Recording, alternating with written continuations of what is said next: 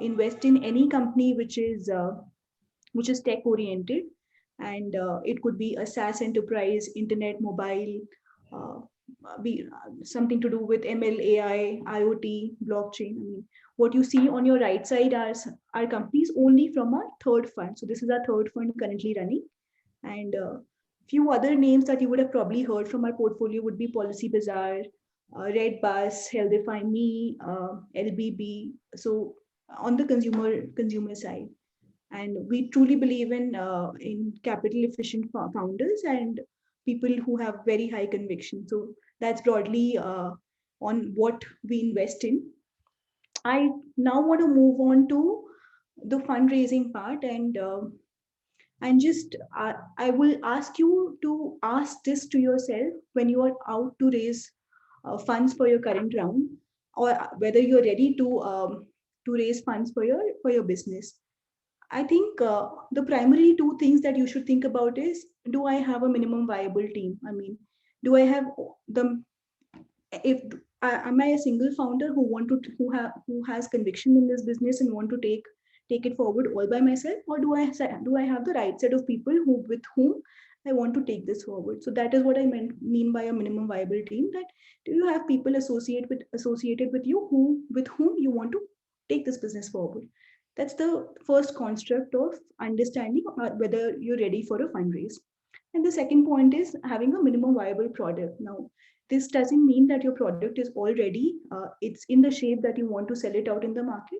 It doesn't mean that it's an idea on paper. So there are ways of getting ideas funded on paper, but that's rare. That's rare. That comes from a lot of experience. So the next best thing is having that product ready in some shape or form, and a vision towards what you envisage as a product to be in the next 3, 4, 6 months. So these are the two basic requirements of when you think that you are ready to raise VC money. Now, depending on your stage, you could have early traction or a product market fit. By that I mean there are few people who are ready to pay for your product, or who are ready to try out your product. So that's what I mean by getting a product market fit on what is it that you're building.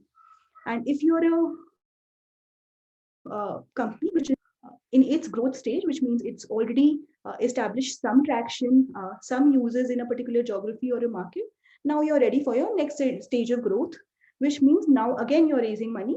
It need not be for the initial stage, it's needed now for a growth stage. So that's when you realize that, am I now ready to raise VC money?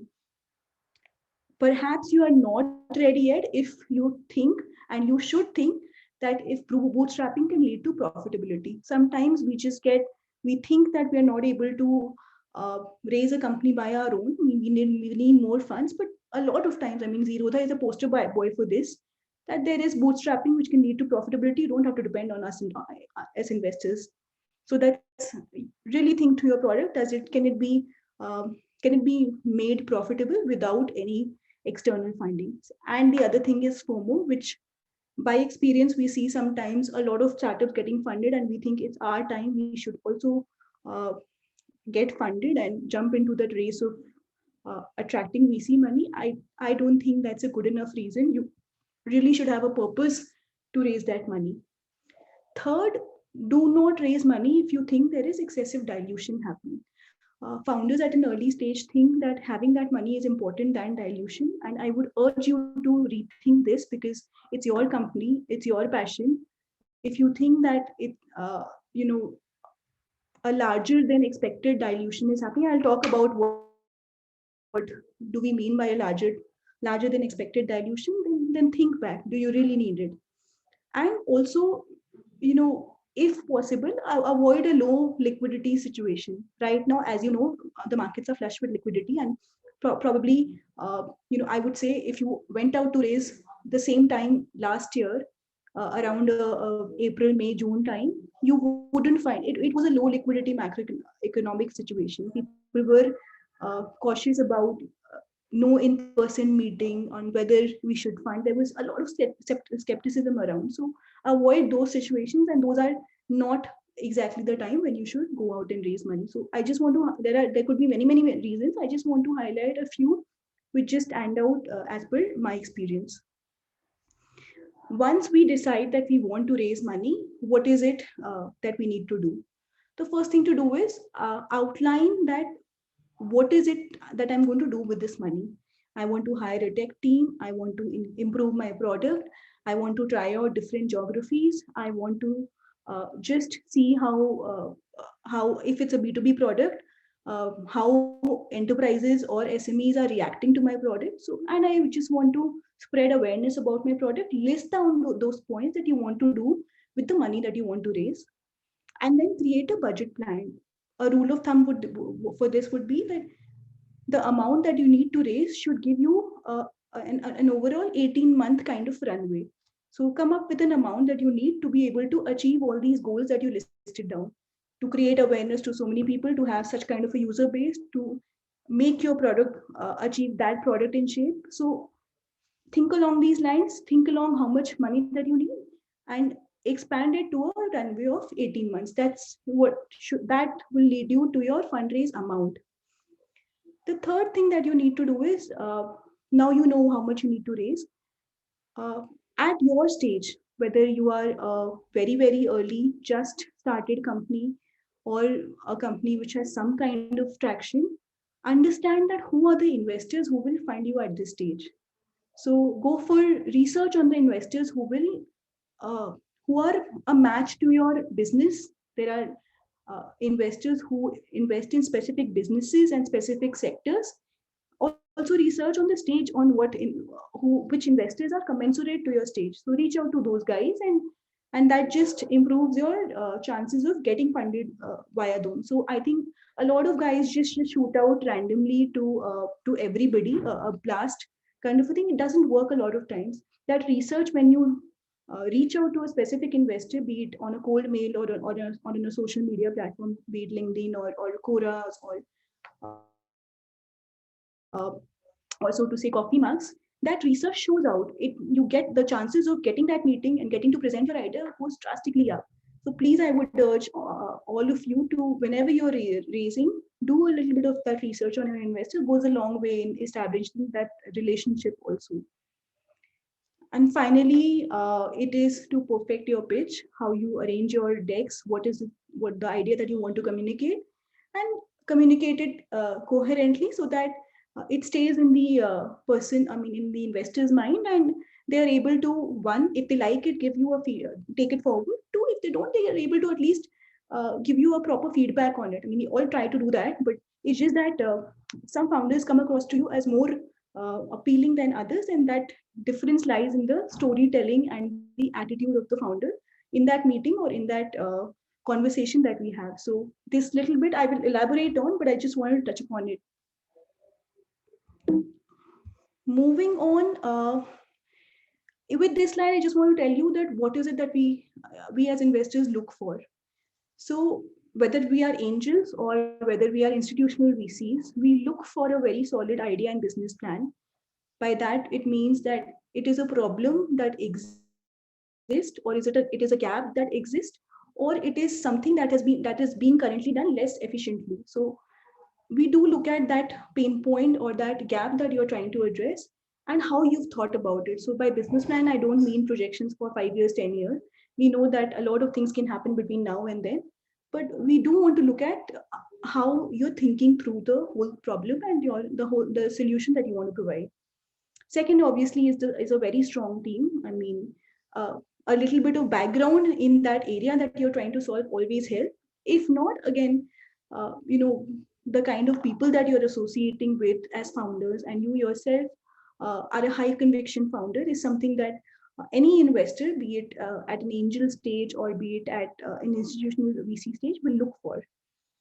Third is a large addressable market, which means that the problem that you are trying to solve, is a widespread problem. It's not a 100 people or 1,000 people problem.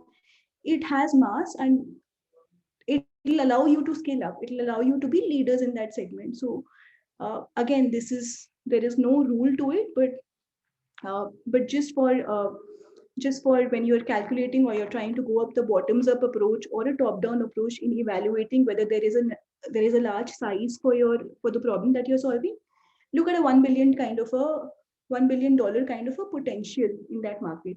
It's just again a number that you can use as a reference. No hard rules around it, because it's not always that you're able to achieve that number. It won't be, rather everybody will look at what percentage of that market that you can capture, and that should be sizable for people to get interested in funding you.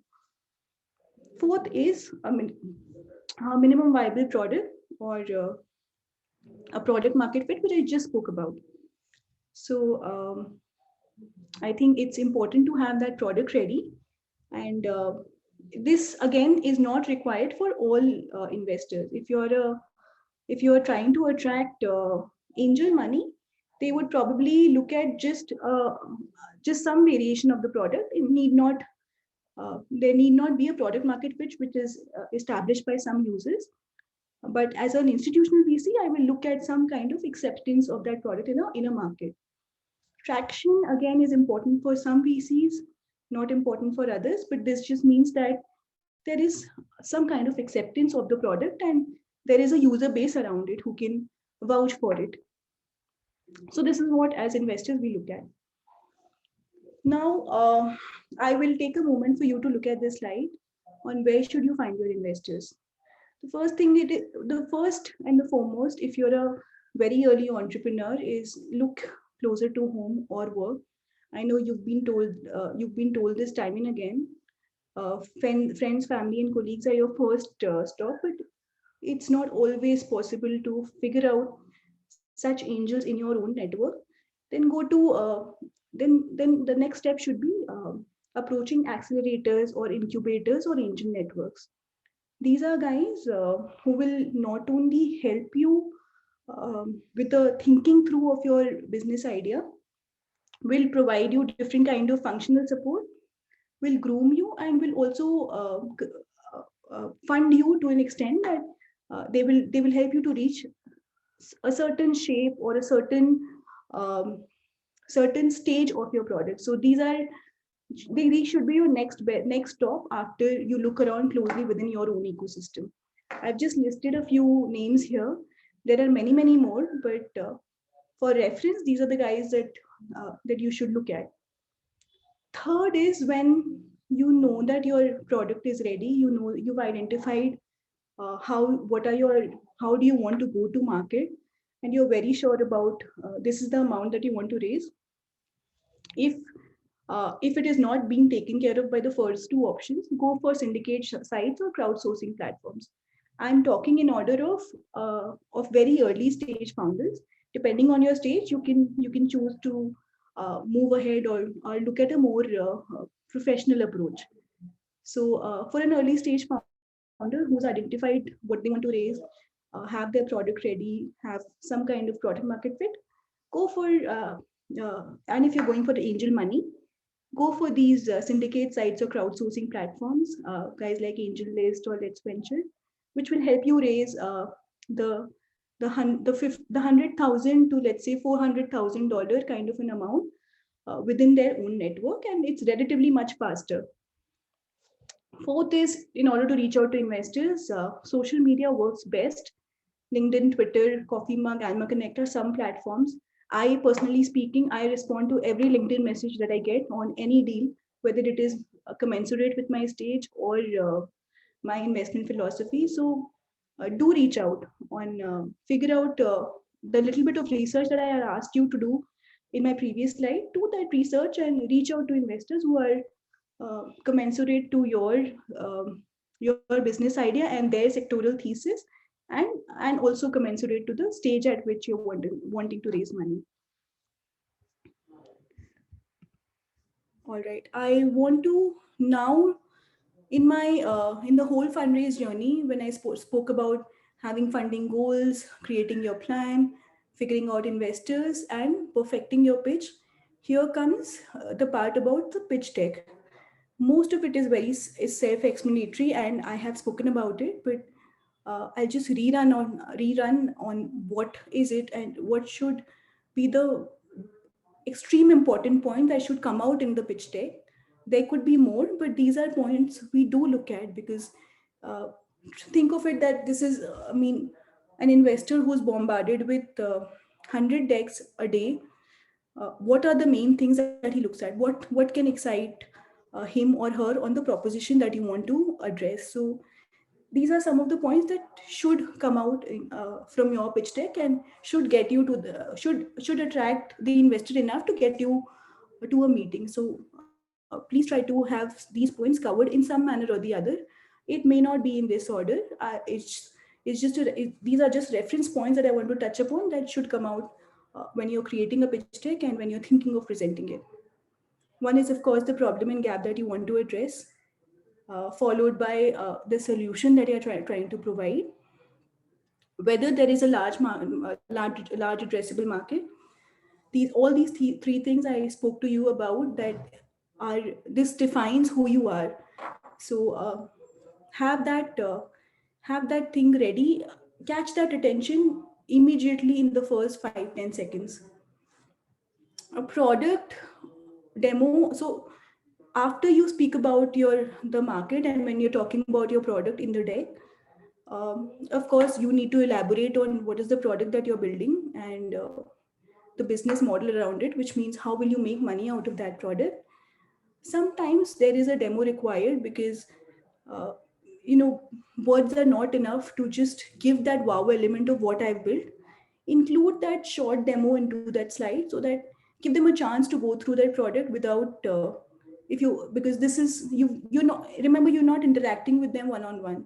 This is your first impression to them, but if you think that a demo will create that impression and give them that wow factor of taking that meeting, please provide it. There's no harm in providing a link or providing that short video into your deck.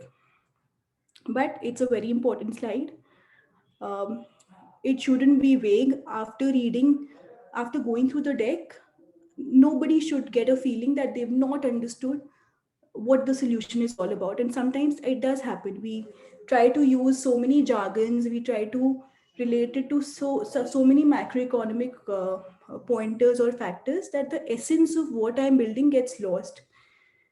I mean, what as a basic thing that what we can do is pitch to many people before sending it to a potential investor. It could be an angel or could be a VC. So uh, do that, and that will just improve not just what we present in the deck, also when we are trying to take a meeting and walk somebody through the deck. So talking to many people before sending it out to any potential investor is really important. Continuing on what should be present in a pitch deck would be your current where you are at this stage. It could be that you've not started selling yet. It could be that you've started selling it, whatever be the product, to enterprises or to customers directly.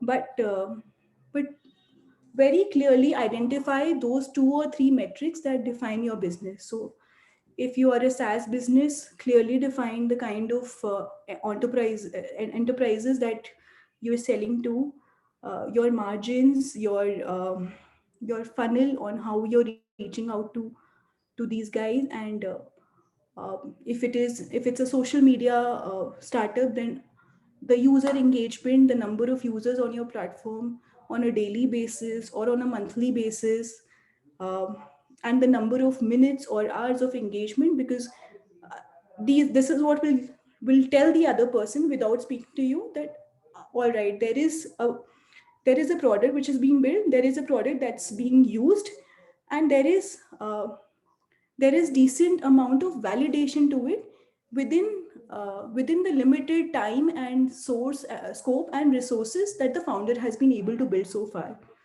So traction will give that sense to the investor that look, this is my stage and here is how I want to build it further. Again, this slide is not a necessary slide for angels. This comes in mostly for VCs, and especially for later stages. I mean, I would say pre-series A, series A, you need this slide, but otherwise, it's not a it's not a compulsory slide, so to say. But if you do have traction, do present it with the relevant metrics. Always helps. Uh, on competition, I think I would want to spend a minute. talking about sometimes as entrepreneurs, we think we are very passionate about our products, and we sometimes tend to downplay the competitor, or tend to think that we're very, very different from what is around that. Possible cases. I mean, as a founder, you need to have that passion, you need to have that conviction about your product and what you're building. But I think this slide just shows what kind of market research and boundary scanning that you've done. It just means that you've thought through of where you will position yourself in this market. So when you're creating this slide, I know typically you see a four quadrant, a two by two quadrant, and on the right side, why you are the best, or it's a table with some five features now telling you why you are the best.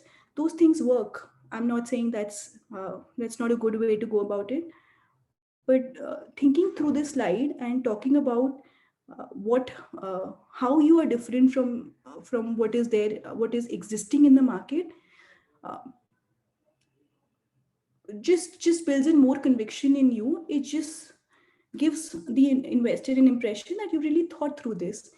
And not just that, it also tells me, okay, what are the other, and if I'm going ahead trying to evaluate you or trying to deep dive in your business, it gives me an idea of who else to look around and what else to judge by or benchmark it against. So again, this is a slide that gives you a confidence as a founder that you are really differentiated, you are really solving a problem better, or something which is not being addressed by anybody. So spend this little time on this slide. This should be there in any slide, be it to angels or VCs. I think on team, this slide could come in the beginning also, if you want to present it that way. I've just put it here because again, it's a very important slide. Now, when I say team, do not just mention your names and you know your last organization. Give a little brief. I mean, let the investor know who you are as a person. Excuse me.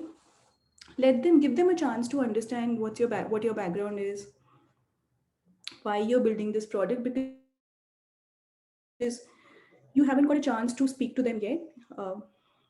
But this is the single most important factor for determining whether this deal gets through or not. So give them, let this be as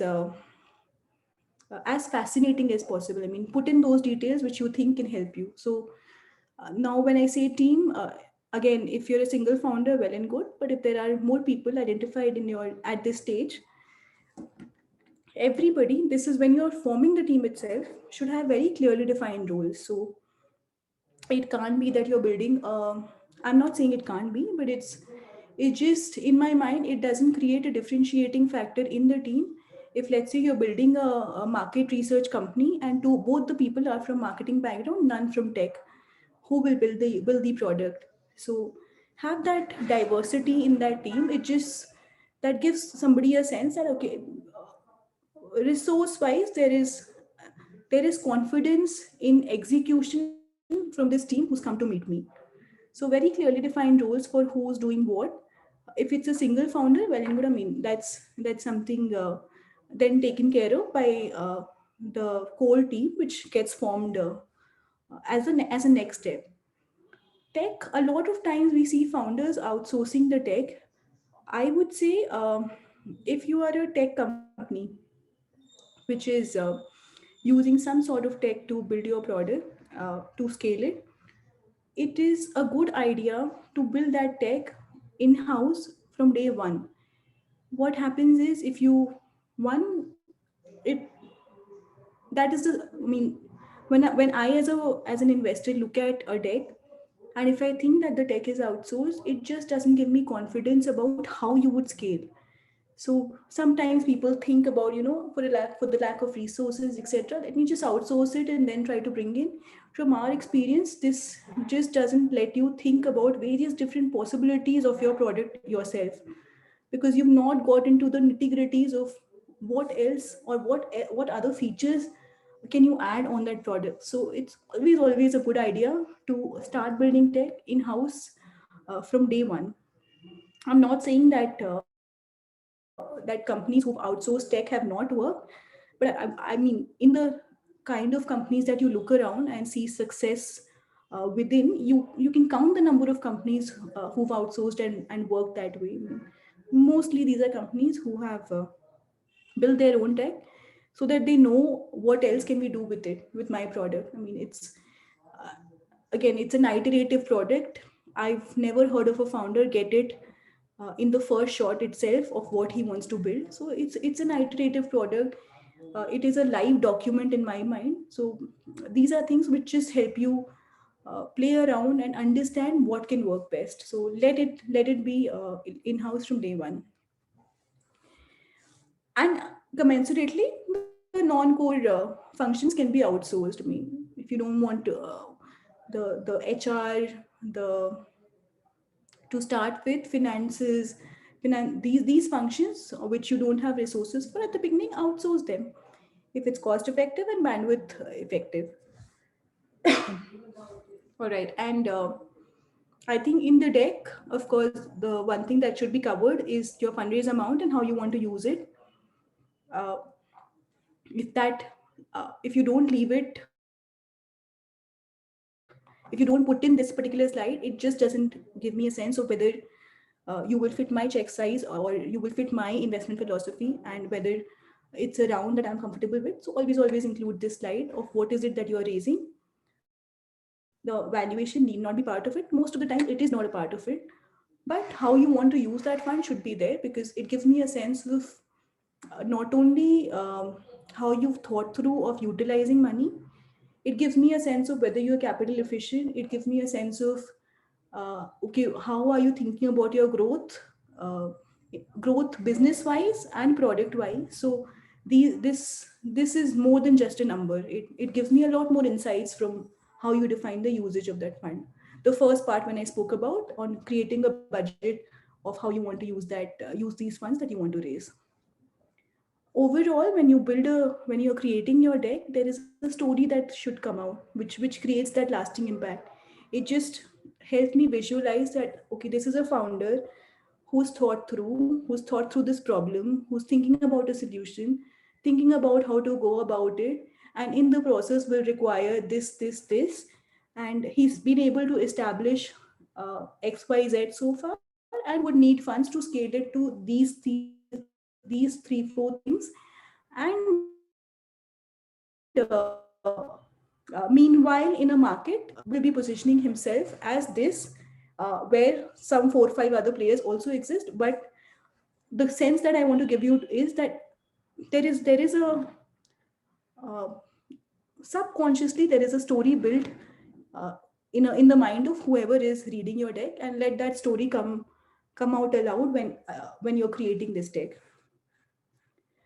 Now, about valuation, I just want to touch one bit, and I had mentioned that earlier, that valuation is something as an early stage founder, it's not, there is no science to it. It is the investor who decides compared to what is available in the market. So there has to be a very fine balance between what you're raising and what you're diluting. Uh, do not be very fussy about it. Let the markets determine. You can use a multiple from comparable companies in your space, but the best idea would be to not over optimize on it. I mean, look for a number which is most comfortable, and typically the dilution that happens at stage is between 10 to 20%. A number beyond this uh, should be alarming, and you should try to uh, come between this range. But that's a ballpark number where the valuation should be. A lot of times we see founders get fussy about valuations and dilution, but it is best to let the markets determine, while knowing that you as founders are not getting very excessively diluted. So all I would what I want to leave you with this slide is that over optimization on this at a very early stage uh, is efforts gone into something which might not be that productive. So really leave it on the markets to determine what kind of valuation should your company be at this early stage. Again, I'm not saying that dilute over excessively. I've given you a comparable range in which you see yourself as a fit.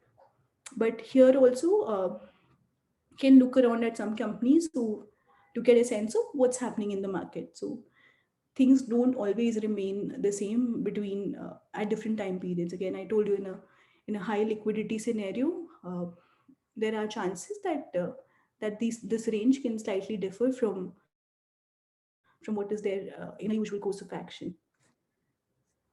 I think this is the last slide that I want to leave talk about. It is really self-explanatory, but these are some things that you can avoid.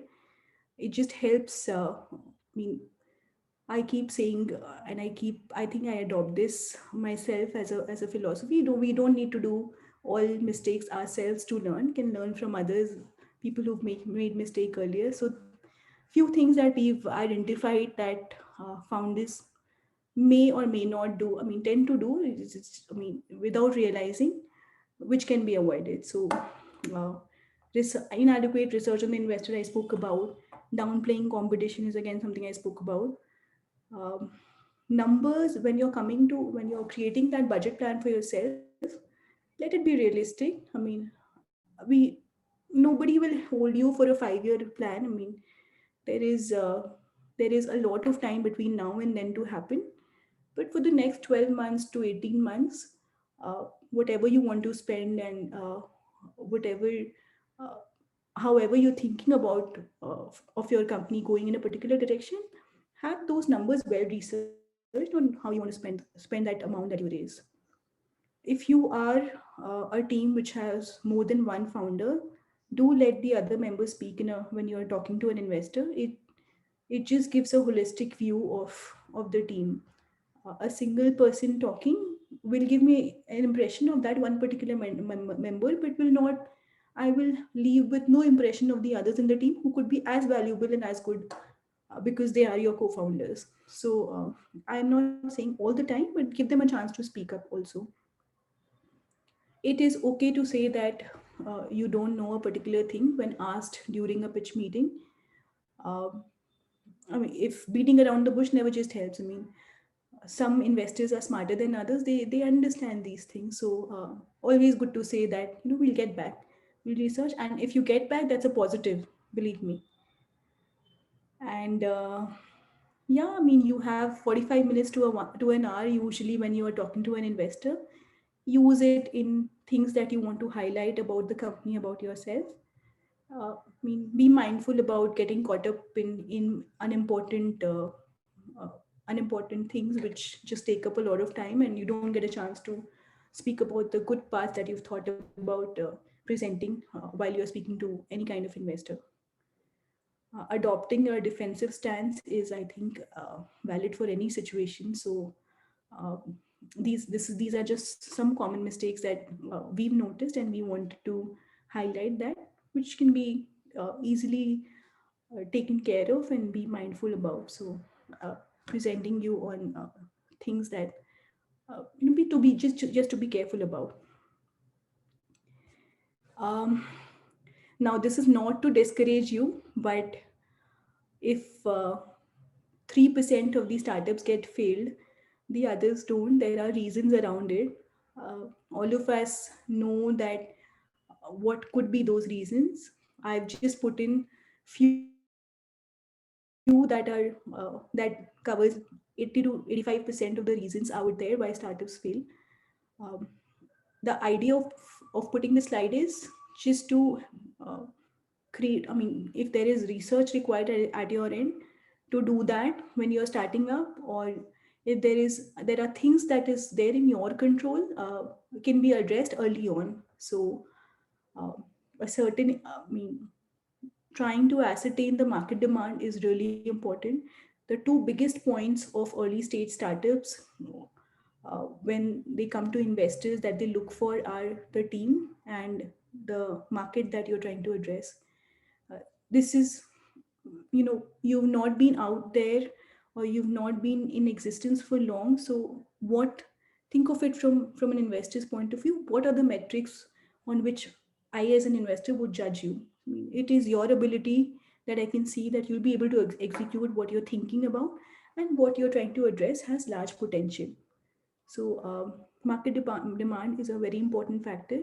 A lot of startups fail because they thought that there's a large market for it, or there's a viable market for it, but it doesn't turn out so. So doing a lot of research here helps. On models, uh, sometimes we spend 1 rupee to earn zero point 0.5 rupee. So that's not a sustainable model in the long run. We know to acquire customers, you need to spend money in the beginning, but the business model should be such that the unit economics should make sense. And uh, while whatever I'm saying might look contrary to what's happening out there, but this is important. This eventually this plays up, this catches up. So build a business which has solid models. The team, as I mentioned, that the two important factors which will stand out the most is your team. So understand whether in your team are people having those complementary skills or the right skills that is required to build your business. So I mean, I'm just listing out things which might cause a startup to fail, or not, so to say, not to scale further, and be mindful about. Cash crunch is very obvious. You don't have money. Beyond a point, how would you support your team? How would you build that product? But why I put it here is, whenever you're raising, think of, as a rule of thumb, think about a 12 to 18 month runway. So before your next fundraise. So don't raise too small also. Um, Technology, outdated technology, I think here I would say there are things which an AI can do, but you're adopting rule based algorithms to do that. There are, so I'm just putting out a scenario out there. So if you are not doing it, somebody else will catch up to it. That is one reason that it could fail. So be really updated with what is the latest out there that is solving this problem, and then upgrade yourself to that kind of technology. Need not be on day one, but if it's there in your vision, it will come out to whoever is looking at your pitch and whoever is listening to you. When I say bad product, it means your customers are not happy with it. Take that review very seriously. The idea is not just to sell, the idea is to sell and have happy customers, be it enterprises or be it consumers directly, whatever be your market or target market.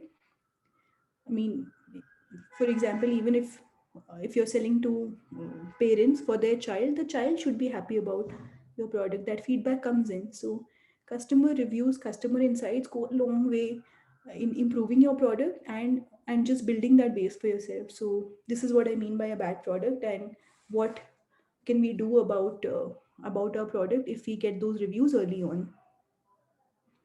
By failure to pivot, I mean that you started with the company and you see that uh, somewhere you had high conviction on the market size, on your product and your consumers, but something's not working out. It will show up, right? It will show up in your revenues of, and it will show up in your reviews, or it will show up in your processes internally. So catch those signals and decide when is it the right time to change my mode. Either it could be a different product, or it could be a different market, or it could be both. So identifying those signals of when to change yourself is also important. It's not bad. I mean, as investors, we don't think pivoting is bad if it's required. I mean, you rather survive and grow in a different model than you originally started with, than fail there. I mean, die a slow death, so to say. So please go ahead and take those signals from the market, internally, your consumers, on if things are not working out, what else can I do? You built a brilliant company so far. For some reason there are market dynamics which have changed. It could be a regulation which has changed, and you don't know when the next thing. I mean, I'll just speak about one portfolio company which is into mobility. We know that offices are not opening up very soon, so it just pivoted to a work from home hybrid kind of model, what else will you need to do that? So you probably have those resources internally to move into a different product while maintaining that overall vision of your company. So it's okay to pivot is what I wanted to convey by this point. I think I've had a long monologue, so I'm going to stop here. These are some pointers on how you should fundraise, when you should fundraise. I'm really open to questions now. I've been speaking for a good 30-40 minutes, and use this time for you guys to shoot questions at me if you have any. Yeah, thank you, Swati. I think you have beautifully, and your session was very knowledgeable and very insightful, especially this pitch deck structure, because lots of questions that came to us, that what is a pitch structure, how the VCs or the angel look at it, what should be the content or the ingredient should be in the pitch deck. So I think you beautifully mentioned all the things. I just start with there's one question that comes to us: how many number of slides in the deck should be there? I'll tell you, there's no fixed number, but don't let it cross 20-25. Matlab, if I see 40 slides, the first thing I think about is, okay, let me cover the rest first and get to it later when I have a lot of time. So you just they get deprioritized. I'm telling you very frankly that's how, because you see it, so you see so many decks. Don't make it, leave something for your meeting. It should be it should be the right amount just to catch your attention, but give you a chance to meet you and explain further. Yeah.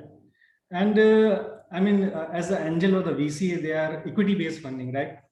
So, how the valuation plays a role in that investment for early stage startups? As I mentioned, valuation is a science. So you can't get to me. Nobody can tell you that your business is worth 10 crores or 100 crores today. It depends on the kind of market you are addressing, the kind of problem you're solving. So a lot of factors goes into it. I mean, and you look at comparable companies and arrive at a multiple. There are ways to arrive at a multiple. There are benchmarks and indices to arrive at it. While it's not, I mean, since you're not listed, it doesn't go one on one. But overall, as founders, you will be satisfied. I mean, market dynamics are such that the valuation which is arrived at is basis, somebody is offering you this net worth for your business. You think of yourself as this network for your business. And when your discussions, you arrive at a point where both of you agree. There can't be any science behind it, because the business is yet to be built. Okay, thanks. There is a one question from Mr. Sanjeev Sinha. He's asking us how different is fundraising for service in comparison to a product-based company? Is it any kind of I mean, how the VC looked into this? So I'll tell you, when we look at services, we look at it that it's probably a project kind of a thing. So it's, unless you productize that service itself, how will you make a sustainable and a scalable business?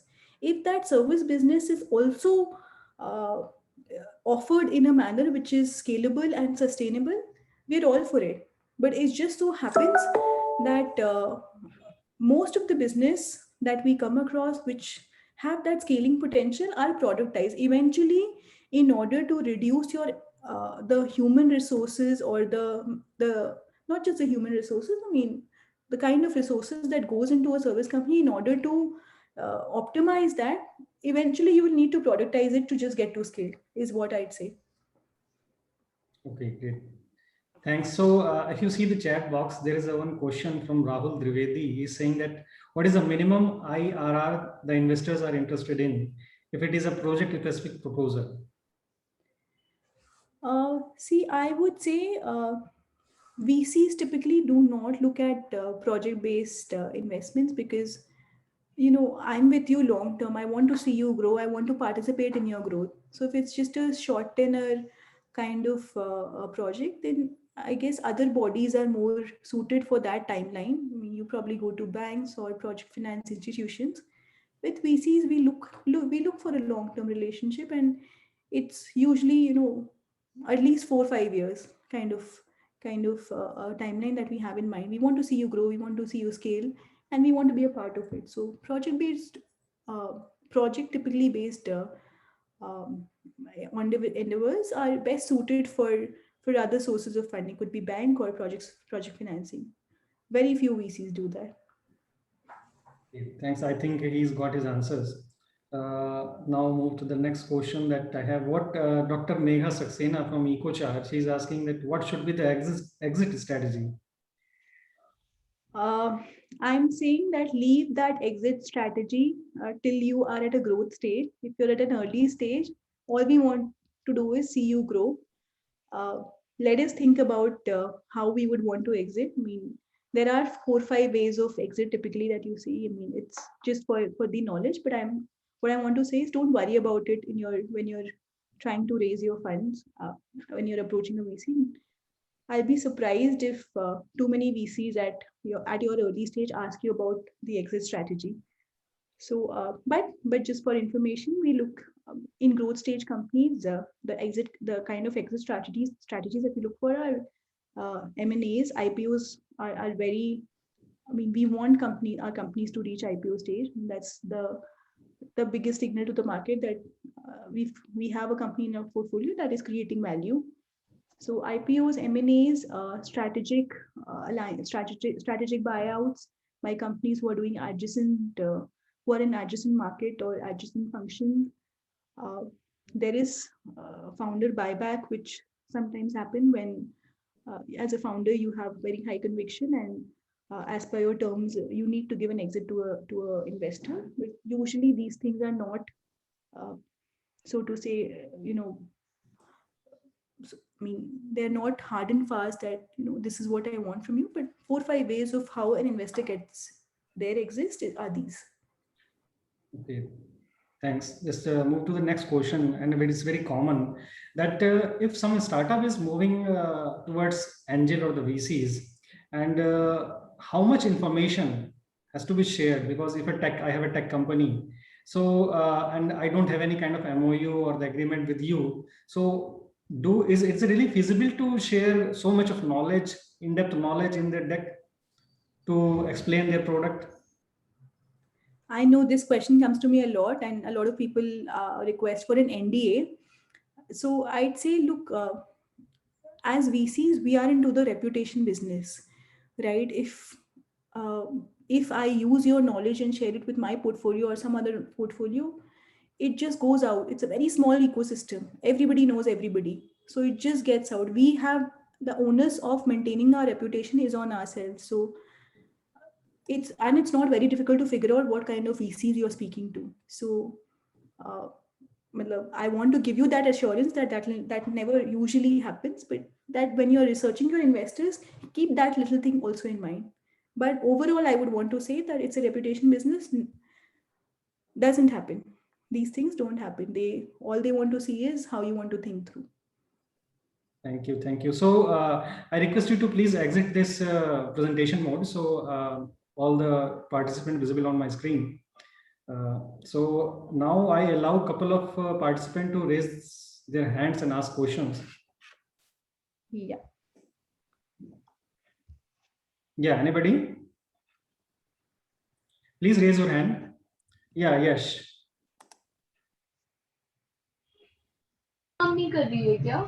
Hello, ma'am. Thank you for a really good session. It was really insightful. Can you hear me?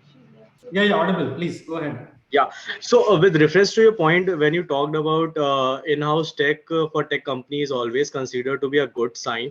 I have two questions related to that.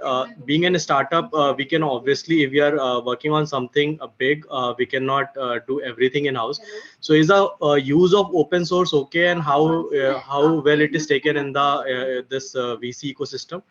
And my second question would be, which I hear a lot, like if we are working upon the AI and ML, so there are a few investor base who really do not want to get into the tech part. That is okay, but there are few who wants to understand, more and more. So in that references, what is considered to be a good sign in case of early as a startup, like like up to the which limit it is considered to be a good? Because being an early stage startup, we obviously are working upon something, but at the end, we are not, that huge that we have such a great thing in hand. No, that's perfectly fine, Yash. And how I want to address this is one, go ahead, use open source. So if there is something built out there and you want to build on top of it, it's very well taken. I mean, we don't want you to start things from scratch if it's available. So go ahead, use that. If you're using some kind of an open source repository, always welcome. It's not looked down or frowned upon. I mean, that's a positive. So it's just that you're not creating that cycle again. So to answer that question, I mean, not it's looked at it is looked at positively. There's no negative connotation associated with it. Okay. Okay. The second point, to what extent of the tech that you should show in your slide, is that your question? Yeah, basically both the things. What extent should I show it in my slide, as well as like, since AI and ML is a kind of concept that is mostly misconceptualized, and most of the people don't get it in a way. So sometimes like investors are really looking for something that they think we are working like Google, and sometimes they really don't want ponder over it. So first question is about the slide, what we should show, and second is how, which level it is acceptable, because at the end, being in a startup and less human resource and everything, obviously we haven't done that great, but obviously we are doing something. No, fair enough. So I would say don't get very technical, because nobody looking at that diagram, looking at what you're trying to explain, will get the whole sense of what you are doing. Whenever you are explaining your product and you want to touch a bit upon the tech, do it qualitatively of what function that the product is able to perform. Leave the tech discussion for your meeting, and that also only if required, come up with it. I mean, people don't get into the tech discussion or what's happening in the background until they're very serious about a deal. Then that's the point of time they want to understand, Achha, what is differentiating you from the others, and what is the kind of background work that's going on to build this product. So I would say I mean, it's not required to put it into your deck. Keep it as an appendix slide when you're doing a one-on-one meeting, and pull it out if required. Okay. Okay. And Thank you it so is much. not necessary to have your product ready in your first meeting, as I had mentioned earlier. It could be some wireframes, it could be something that you've done so far, but your thinking through should come out very well, that this is what you've envisaged for your product, this is where you want to take it. And it not be the final product also. It just could be, what is it that you have thought so far. So it need not be a ready product in the first meeting, is what I want to say to angels and very early stage VCs. Okay. Thank you so much. Thank you, Yash. Now, Sanjeev, please go ahead. Good evening, Swati. First of all, thank you for giving us such a big and good knowledge. It's a very basic question from me. How to find an angel investor or a venture capitalist? Because I have been trying for last 6 months, not able to get one. I have tried LinkedIn through many channels, but the main like email IDs or phone numbers we are not getting. Number first, that is the main, you can say, H, or that is the hurdle between the startup and the investment investors basically. And secondly, how to see that he is the right angel investor for our particular product. That's the question. Got it. So I actually, Sanjeev had a slide on this, on how to find these angels. If you're not able to find them closer to home, look for accelerators, incubators, and people who will nurture your startup. So you can always reach out to the NSR CELs, the CIIEs, the Axelors of the world. These are guys who will tell you what you need to do in order to come to them also, or they will themselves take you in their programs and guide you along. So that I believe should be your first port of call.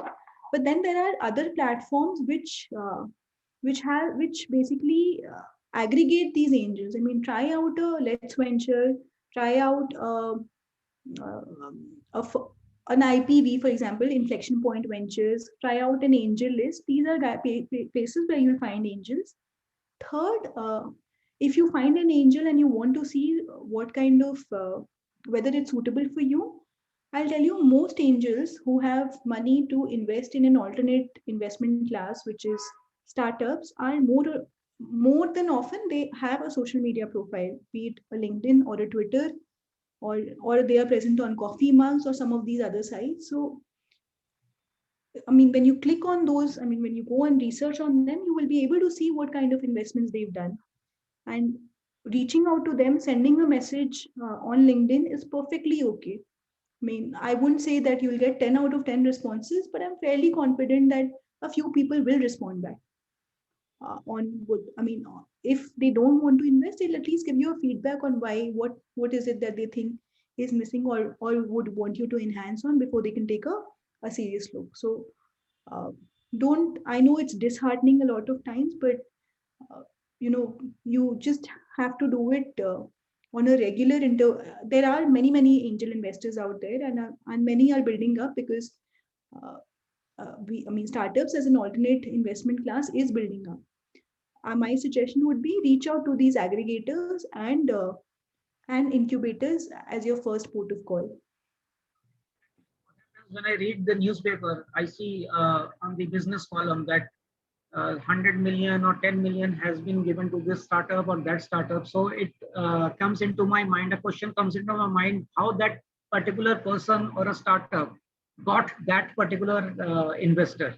What was the thing he did? What was the experience? So that experience, it could have been like sharing for the other startups. It will be easier for them to flourish. Actually, that was the main aim. So Right. No, I'll tell you what, there are these networking sites. I don't know if you've come across coffeemug.com or Intropod. These are places where you connect with like-minded people, and you have a lot. It makes it easier for you to connect with some of these investors and founders to get a one-on-one kind of experience. So be aware of, or do a little bit of research on such sites. Then there's Alma Connect, where you can reach out to your own alumni because you have that relationship or bonding coming from being in the same college or university. And these are people who are expected, or I mean, are willing to help you just out of that camaraderie. So personally, I found my alumni networks and some of these networking sites very helpful when I want to reach out to a few founders or other investors in the ecosystem. thank you. Thanks a lot.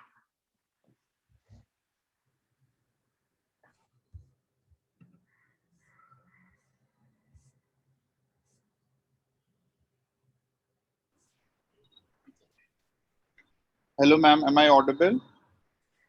Yes, Ashutosh. Yes. So, ma'am, I have a NetTech startup. So, firstly, I would wanted to know whether your company in the present portfolio, I didn't find any EdTech startup. So, would it be interested in an EdTech segment as of now? So we have done edtech startups in the past. I mean, there was one which was sold to Reliance. It's called Imbibe. Imbibe. Yeah. Okay, ma'am. And then there is another company that we funded. It's just not yet announced. It's into the online extracurricular space. So we are very much interested in edtech, and if it is solving a problem which has mass appeal, I'll be happy to take a look at it.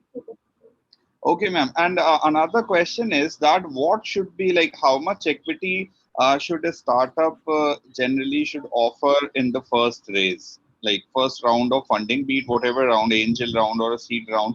How much equity should a startup offer generally? Like, what's it? What I mean, I want to know what is advisable for startups. Is this by equity you mean dilution? Dilution, yes. So I think I tried to cover that in my last slide, but I'll just want to take it again. I mean, there is no rule of thumb for it, but typically see yourself that you are in that 10 to 25% range. Okay, at least like the founder should be having that much left with the startup, or That that much should be getting diluted. that much should be the dilution. That much getting diluted to the investors who are coming in. Okay, ma'am. Thank you so much. I'll connect with you on LinkedIn and I'll forward the pitch deck to you in case if yeah you're interested. Thank you, ma'am. Thank you so much. Go ahead. Thank Thanks. you. Yeah, Rohit. Good evening, ma'am. Yeah, please ask your question. My question is, I'm from Tier 2 city. So being from a Tier 2 city, does that make any difference in getting funding compared to startups from metro cities? No, I don't think that's a difference at all. Everybody is looking at markets which, I mean, tier two, tier three is a market that everybody is actively looking at. I mean, that that's where the mass can come from. It's a big thesis in many investment firms. So if you are from that background, it just helps. It probably gives it that impression that you have a better understanding of that space. So it's never it's not, and there's nothing negative around it. It's a positive if you ask me. Thank you. Thank you, Rohit. Hi, Swati. How are you? I'm good. Hope you too. Yeah, my name is Yash. I'm from Educative Learning. So we are also a tech startup, right? So my question to you is basically, we are in a position to, where we have utilized our own funds, like the first stage that you mentioned in your slide, that, you can definitely use some of your friends to lend you money, then some of your family, close family, friends and all. So yes, we have definitely built up a small market for us based on the funds that we were having. We have managed to build somehow a good number of a clientele with a good feedback that we have received till now. So we are now in a stage to look forward for a good funding that we can, we are definitely looking forward for expansion of team, and definitely some office space and expansions in terms of technology, better, you can say, upgradation of the sources and curriculums where we are teaching, right? So it definitely requires a lot of effort and also a lot of money, right? So so according to you, do you think that this is the right stage where we can pitch to the investor, and in such kind of position that we have right now, an investor would be interested to invest? No, yes, if you think that, with your own cash or whatever you've raised, if you think that, you don't have a runway now, you have to, there is no other way but to go for a fundraise. And whether investors would be interested if you've built a good product with good feedback, etc. Why will, I mean, we are looking for companies to invest in. So we will be interested in looking at what is it that you've built. It's just that since you're in edtech, I mean, for example, we are open to edtech, but look at look at that investor set, which is interested in edtech, looking at edtech very as their own thesis, and also look at the stage at which you're coming in, and reach out to those investors. So it is Definitely. like, if you are out of your runway, go ahead, create that pitch, create that plan, and And definitely. And another thing I would like to know, see, multiple startups, be it an automation-based startup or many startups are usually, they are held by IITians. The team are held by big giants, that are some are IIT Delhi tax, IIT Bombay tax. So does it impact, if the team is not, they are of mainly non-IITians, but definitely it counts on the experience and the efficiency they give, the ideas they have. So does it create any difference that we don't have IITians in our company? Does it matter? no, if I count my companies, more than half of them don't have IITians, or so to say. So it is a good to have if you have it, but it's not a deal breaker. I mean, we look Yeah, at definitely. I mean, if the efficiency and the overall plan is good and sounds good to the investor, so I think that would not create a problem, according to you. Do you think? no, I don't. If you build a good business, if you're sorted in your thinking and you're addressing a large market, then why not? Whoever can build that need not be. I mean, it's not necessary that that idea will come to an IITian only. So Definitely. Thanks a lot for your time, and it was a wonderful session, though. I really appreciate it. Thank you. Hi, Swati. This is Surabhi. Am I audible? yes. Yeah. Hi, I have a startup. We are about 3 core members in the team. I have 2 questions to ask. Our POC is ready. Uh, my first question is, how important is the time to market? When I say time to market, from the first, step that you take on creating the product to revenue generation, how important is that when it comes to an evaluation by the investor? See, if you build a product and you don't have customers who can vouch on, what is the feedback on usage of it and whether there is acceptance in the market, then that product is basically a thing lying with you. It's there is no validation around it. So I think Mm-hmm. as soon as you build your product, in fact, in the process of building your product, also reach out to people who are potential users, get that feedback and use it to develop your product as a continuous feedback mechanism. So Okay. I mean, I'm not saying go out full fledged as your GTM or channel strategy, Mm-hmm. but always identify your first few users. Okay, thanks. My other question is, how can we get associated with incubators or accelerators? Certainly, there are certain programs which call in for a kind of a contest or evaluation on one's readiness or the pitch. Apart from that, is there any way where we know that an accelerator or an incubator is guaranteed going to consider you and nurture you? I would say, given that, I mean, if you'd asked me this question 5 years back, I would say there are very few people out there. But in sitting today, there are so many such entities who have come up. I mean, commensurate with, and everybody is trying to look at good entrepreneurs, are trying to look at people who are building up. The ecosystem is much mature today than what it was 5 years back. So, and all these people, everybody will have a website, will have some kind of a social media presence allowing you to reach out to them. Mm-hmm.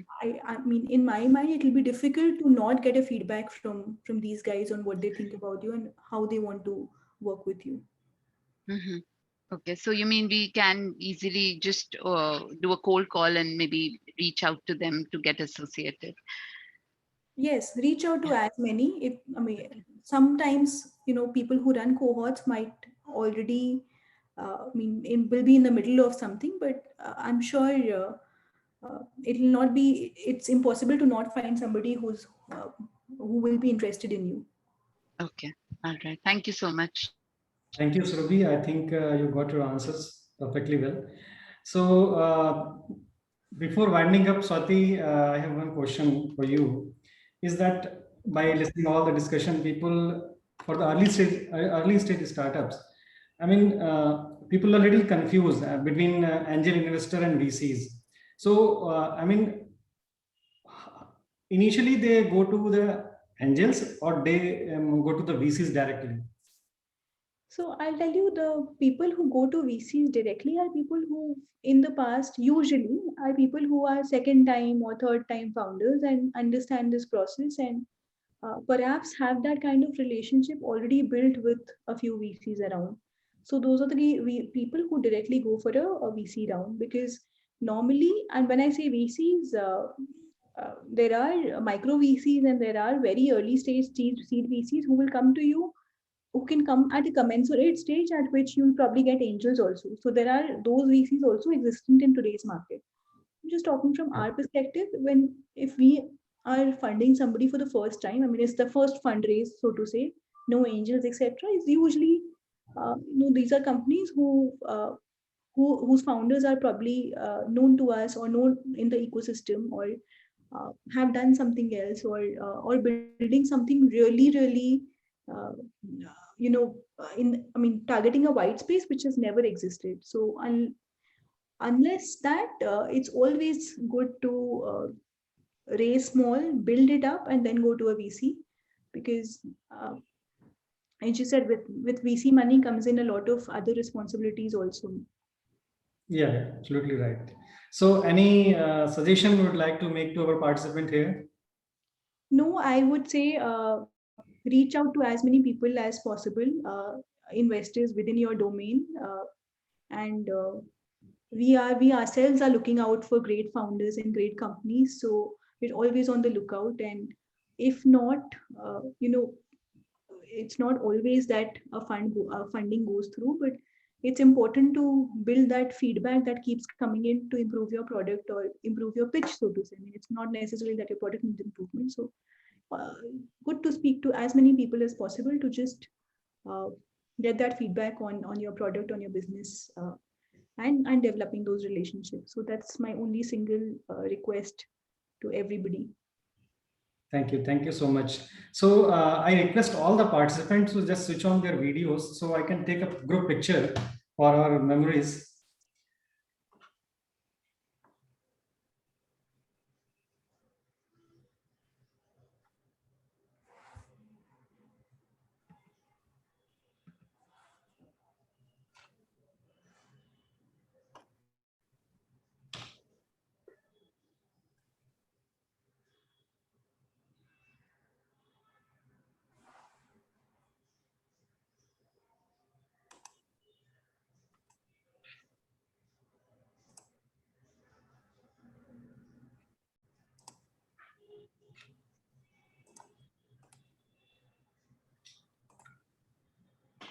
Thank you. Thank you so much. Thank you, Swati, for taking out time for us and joining us here. And I think your session was very knowledgeable and very insightful. And I'm hoping that all the participants who joined here then definitely got benefited, because they have lots of queries regarding how to pitch in front of VCs or angels, what should be in their pitch deck, how much to raise.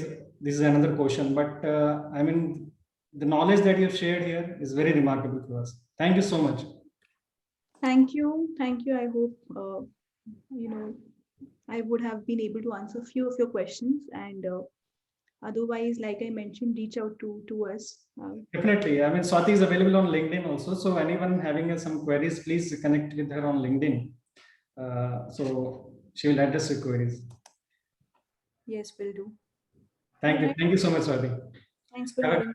Have a great evening ahead. Thanks a lot. All too. Bye. Bye-bye.